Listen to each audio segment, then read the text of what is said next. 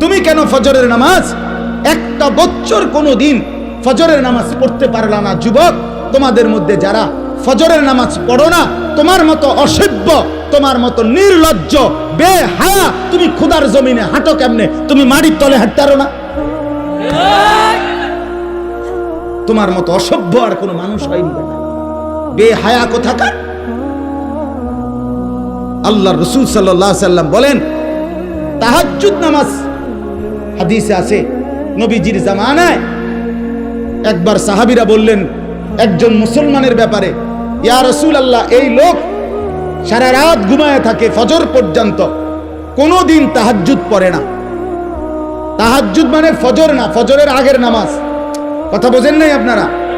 নবীজির সাথে সাথে মিশকাতে আমরা নিজে পড়ছি, আল্লাহ রাসূল বললেন, যালিকা রাজুলুন বালা শাইতানু ফি উদুনাইহি।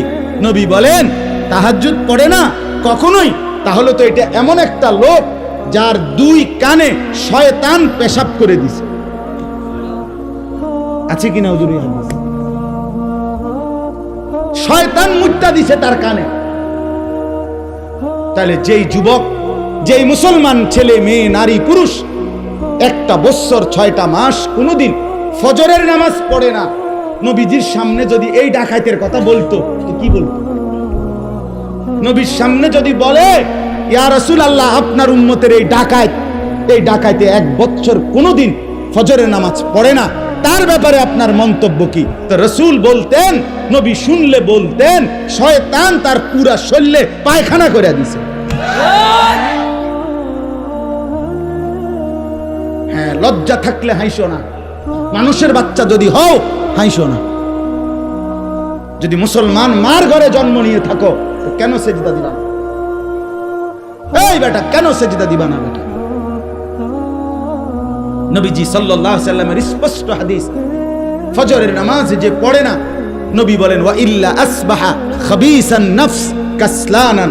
নবী যে বলেন যে ফজরের নামাজ পড়ে না, শুনতেছেন সবাই? ওই শুনতেছেন আপনারা? রাসূল বলছে যে ফজরের নামাজ পড়ে না, সে খবিস, খবিস, খবিস, এটা খবিস বেটা, খবিস, এটা খাবিসান নফস কাসলানান, এটা অলস, অকর্মণ্য, অপদার্থ। এটা কোনো পদার্থ ফেল আসবি, এটা আকামলা। এজন্য দয়া করে জিন্দেগির কদর করে, বলেন ইনশাআল্লাহ। আল্লাহ আমাদেরকে তৌফিক দান করেন। হিম্মত চাই, হিম্মত। বন্দেগীর জন্য হিম্মত দরকার, হিম্মত দরকার। আপনারা, আমরা মানুষ, আমরা মুসলমান। আজকে বাপ আমরা আগাইতে পারছি না আমাদের খামখেয়ালির কারণে। আজকে সারা পৃথিবী আমাদেরকে বিদ্রুপ করে, মুসলমানের বিরুদ্ধে ষড়যন্ত্র করে, মুসলমানের উপরে জুলুম অত্যাচার করে, মুসলমানের যুবককে নিয়ে আপনার মস্কারি খেলে, তামাশা করে, একবার দুষ্টামি কইরা এটা যেন পাগলের মতো বানায় ফেলছে। মুসলমানের যুবককে একবার বেঈমানে বলে চুলে দিক দিয়ে কাইটা ফালাই দে, হেতে লাখ লাখ যুবক ফেলে দিল। পরের মাসে বলল, বেঈমানে বলল যে এবার চুলে দিক দিয়া ফালা, এবার দিল এদিক দিয়া ফালাইয়া। পরের মাসে বলল চুল চারিদিক থেকে কাইটটা একদম সমান কইরা মাঝখান দিয়ে একটা পাখির বাসার মতো চুল রাখ।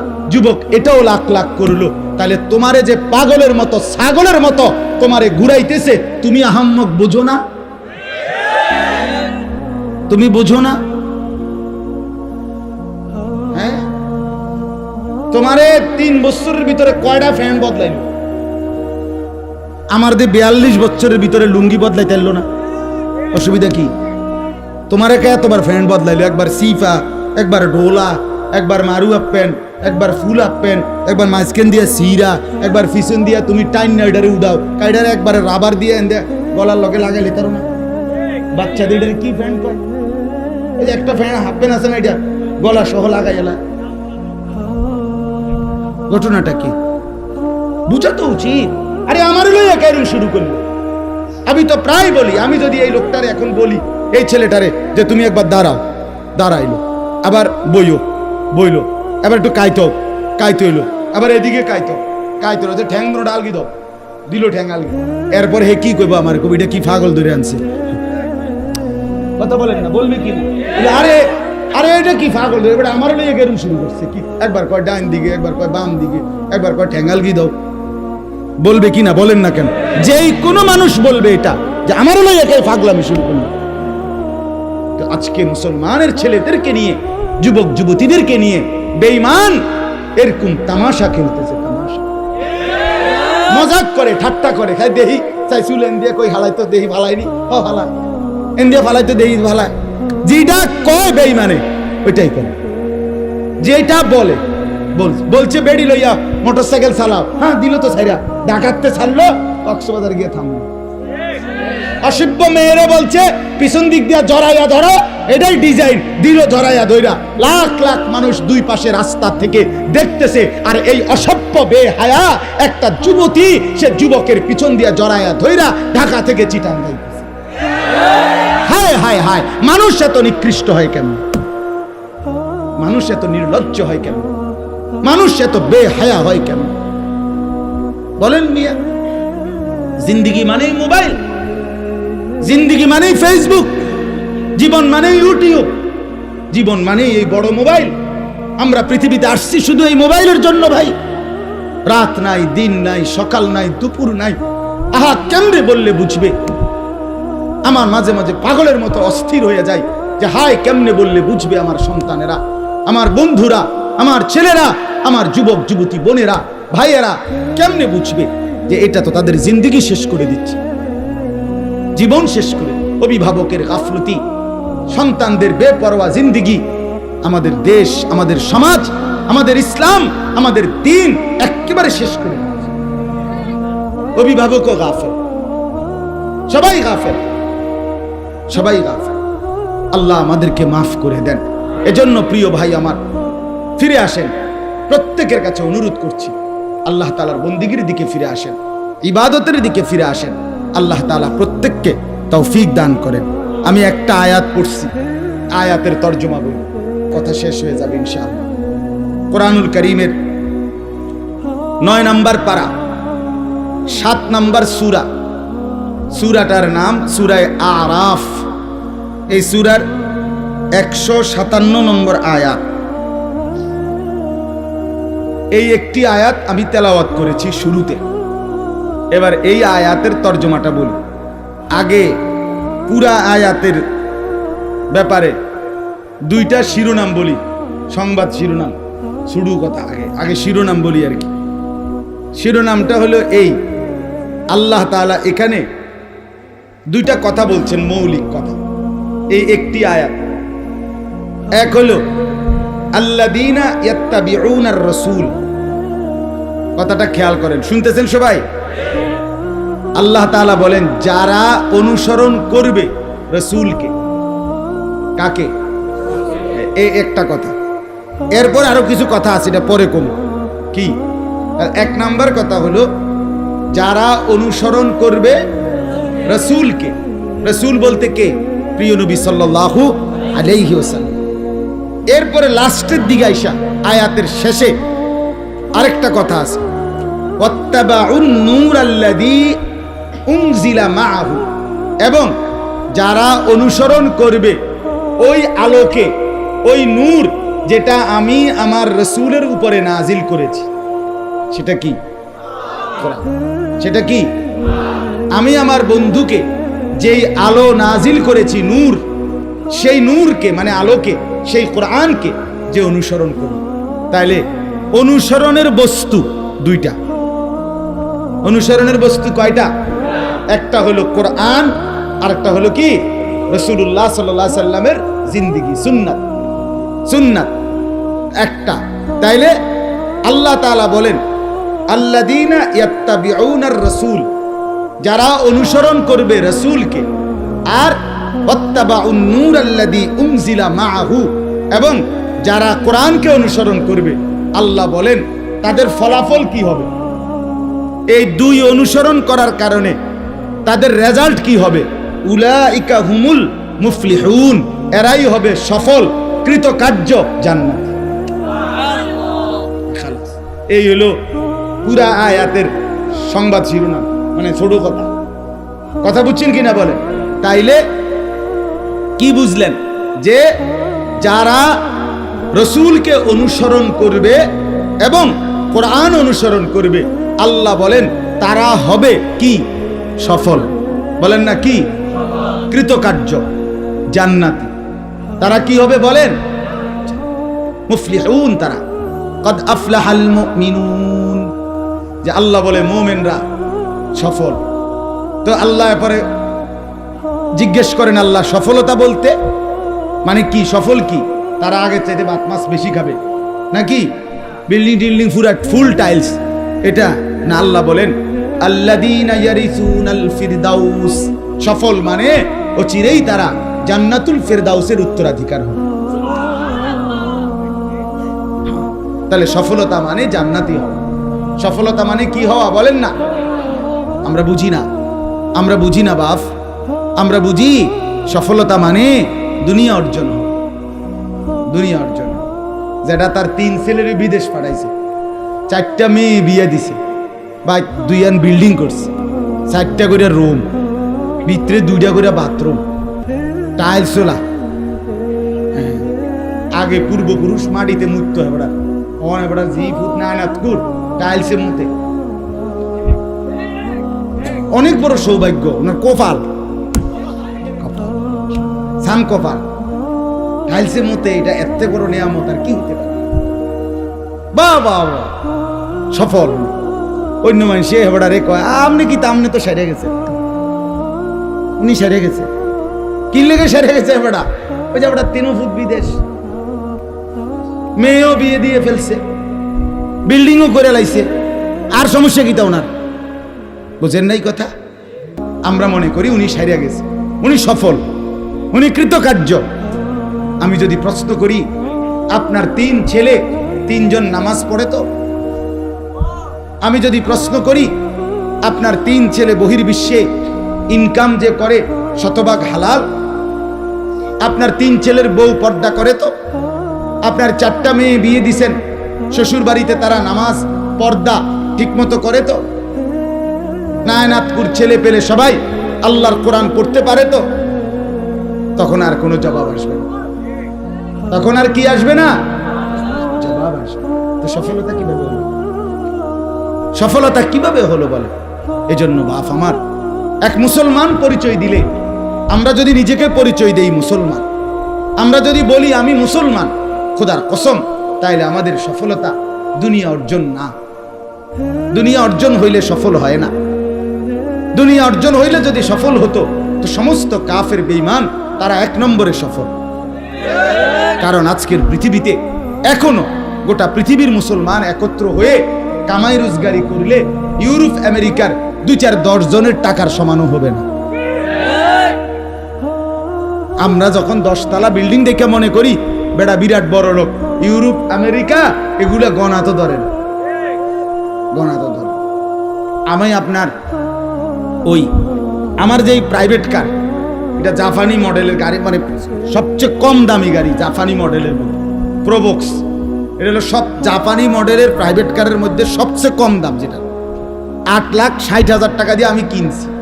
তো আমি পরে খবর নিলাম, এটা হলো ওই দেশে তারা তাদের বাজার খরচা টরচা মাল টাল, হ্যাঁ, এবং ছাগল টাগল লইয়া এটার ভিত্তি করে মাল নেয়। এইটা হইলো আমি চলি বেল আসেনি কোনো কথা বলেন না কেন? মানে যেটি দিয়ে হারা কি করে আপনার এই ফাঙ্গাস তেলাপিয়া দৈন্যতা কাঁচামরিচ নেয় ভাই। তাইলে দুনিয়া নিয়ে অহংকার করার কোনো লাভ নেই, কোনো লাভ নেই। আরো কামাই করলেও দুশ্মনের বেঈমানের দুনিয়ার মাল আর সম্পদের মতো মুসলমান ধারে যাইতে পারবে না। কেন পারবে না? প্রশ্ন হলো রব্বুল আলামিনের ওয়াদা, দুনিয়া আমি আমার ইমানদার বান্দাদেরকে পূর্ণ দেব না। কথা বলেন না কেন? আল্লাহ নিজে বলছে আমি দেব না বেটা, আমি আমার ইমানদার বান্দাকে জান্নাতে আখিরাতে পূর্ণ নিয়ামত দেব। সেদিন তারা ফালা তা'লামু নাফসুম মা উখফিয়া লাহুম মিন কুররাতি আ'য়ুন, দেখবে জান্নাতের নিয়ামত, এক এক নজরে চোখ ঠান্ডা হয়ে যায়, চোখ ঠান্ডা হয়ে যায়। তো এজন্য বললাম সফলতা আখিরাত, সফলতা জান্নাত, সফলতা ডান হাতে আমলনামা পাওয়া, সফলতা কবরে 3টা প্রশ্নের জবাব ঠিকমতো দিতে পারা, সফলতা হাসরের ময়দানে মিজানের পাল্লায় নেকি ভারী হওয়া, সফলতা ফুলসেরাত বিজলির মতো পার হওয়া, সফলতা অনন্তকালের জান্নাত লাভ করা, সফলতা আল্লাহ তাআলার দিদার নসিব হওয়া, সফলতা রব্বুল আলামিনের সন্তুষ্টি লাভ করা। ওয়ারিদওয়ানুম মিনাল্লাহি আকবার। আল্লাহ বলেন আমার সন্তুষ্টি সেটাই হচ্ছে সবচেয়ে বড়, সবচেয়ে বড়। ফামান যুহজিহা আনিন নার ওয়া উদখিলাল জান্নাহ ফাকাদ ফাজ। রব্বুল আলামিন বলেন যাকে জাহান্নাম থেকে মুক্তি দেয়া হলো, অতঃপর যাকে জান্নাতে ঢুকানো হলো, ফাকাদ ফাজা। রব্বুল আলামিন কোরআনে বলেন সেই কেবল সফল হলো। ফাকাদ ফাজা, ফাজা আল ফাউজ, সেই কেবল কি হলো? তাইলে রব্বুল আলামিন বললেন জাহান্নাম থেকে মুক্তি পেলে জান্নাতে প্রবেশ করলে সফল হয়, এর আগে বন্ধু সফল হয় না। ওয়াকালুল হামদুলিল্লাহিল্লাযী আযহাবা আন্নাল হাযান। রব্বুল আলামিন বলেন হাসরের ময়দানে আমার বান্দা যখন জান্নাতি হবে আর জান্নাতের মধ্যে ঢুকবে, জান্নাতের নাজ ও নিয়ামত এক নজর দেখে আমার বান্দা বলবে আল্লাহ আপনার সব প্রশংসা, আজকে আমার জীবন থেকে সমস্ত চিন্তা জীবনের তরে দূর হয়ে গেল। সফলতা সেদিনই মিলবে, সফলতা যেদিন জান্নাত মিলবে, যেদিন জান্নাত মিলবে, যেদিন রব্বুল আলামিনের সন্তুষ্টি মিলবে, রব্বুল আলামিনের সন্তুষ্টি মিলবে। আল্লাহ তাআলা কোরআনুল কারীমের মধ্যে বলছে আমি আমার বান্দাকে জান্নাতে নিয়ামত দিতেই থাকবো, দিতেই থাকবো, দিতেই থাকবো, দিতেই থাকবো। ফেরেশতা কেবল বলবে আর লাগবে নি, আর লাগবে নি। বান্দা বলবে না আর লাগবে না। আল্লাহ বলবে আরো দাও, আরো দাও, আরো দাও, আরো দাও, আরো দাও, আরো দাও।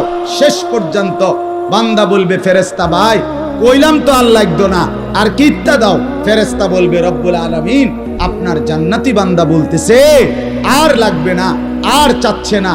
আল্লাহ বলবে না ফেরেশতা ওয়ালাদাইনা মাজিদ, আমার কাছে আরো আছে, আরো আছে, আরো আছে।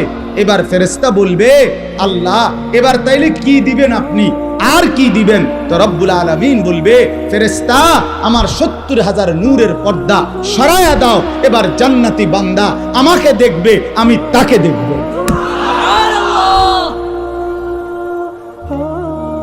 হ্যাঁ এটা ইয়াকিন আমাদের, আলহামদুলিল্লাহ এটা হবে নিশ্চিত, হবে নিশ্চিত।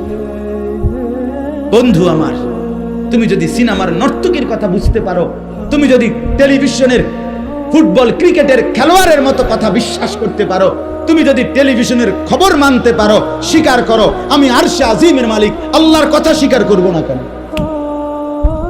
কথা বলেন না কেন? আমনে দি শিক্ষারাই এখন খবরে কইছে বেটা, খবরে সঠিক না হলে নি খবরে কয়, আমনে বেড়িতে কইছে খবরের ভিতরে, আমনে তেইটা এত মজবুত হয়ে গেল। তাহলে দুনিয়ার মহিলা বললে আপনার কাছে যদি টেলিভিশনের খবর এত নিশ্চিত হয়, আমার কাছে আমার রব্বুল আলামিনের খবর, আল্লাহর কথা, রাসূলের কথা, সেটা আমার কলজার মধ্যে নিশ্চিত হবে না কেন? হ্যাঁ, এজন্য আমার শায়েখ আরিফ বিল্লাহ আল্লামা মুফতি মুশতাকুন নবী কাসেমি হযরত দামাত বারাকাতুহুম প্রায় বলে যে যুবক আজকে তুমি মানুষের বেডি চাও, আমি হাসরের ময়দানে একসাথে 70,000 হুর জান্নাতি নারী একসাথে দেখব।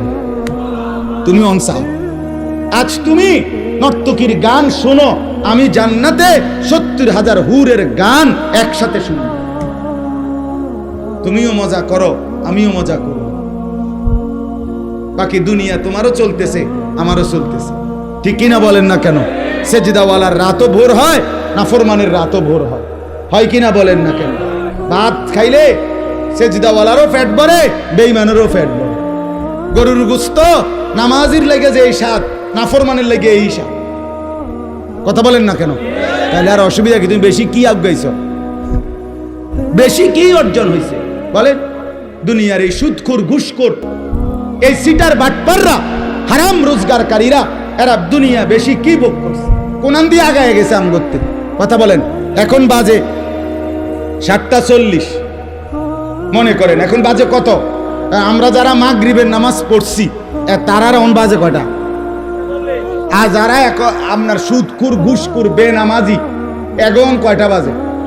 তো হাইতে কিতা গেছে, হাইতের যদি 8:50 বাজতো তুই না আগে যেত। কথা বলেন, কি রে বেটা, তুই আমার থেকে কি আগাইছো? তুমি তোমার যে সময় 7:40 বাজে, আমারও তো এই সময় 7:40 বাজে। এই জন্য দুনিয়া আগায় না। দেখা হবে হাসরের ময়দানে। শায়েখ বলে কথা হবে হাসরের ময়দানে, বুঝা যাবে হাসরের ময়দানে কার মা আছে কার মা নাই। আল্লাহ বুঝার তৌফিক দান করেন। তাহলে কি বললেন? যারা অনুসরণ করবে কাকে? রাসূলকে। আর অনুসরণ করবে কাকে? কোরআন। তারা কি হবে? সফল হবে। কি হবে বলেন? আর সেই সফলতা মানে জান্নাতি হবে। বলেন না, কথা কর না। সফল হবে মানে কি হবে? জান্নাত। সবাই বলেন কি হবে? আবার বলেন কি হবে? জান্নাতি হব তো ইনশাআল্লাহ, চাই তো ইনশাআল্লাহ। আল্লাহ তৌফিক দান করে।